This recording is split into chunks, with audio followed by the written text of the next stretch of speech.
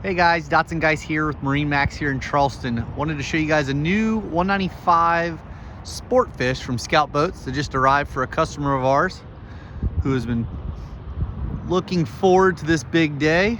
This boat is all white with the powder coated T-top.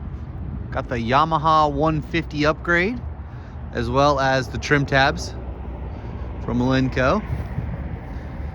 Standard live well and leaning post with removable backrest to expose rocket launchers. Standard aft seats. This boat has an 8.6 beam, so it feels extremely wide as you walk around the console.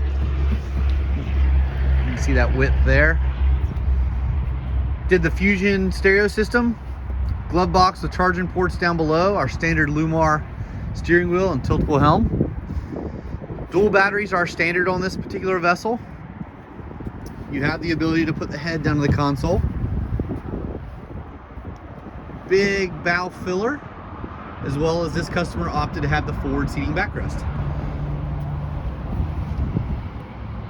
Standard cooler seat in the front. If you guys would like to build a boat similar to this, feel free to call us at 843-747-1889. And again, this is Dotson Guys with MarineMax in Charleston.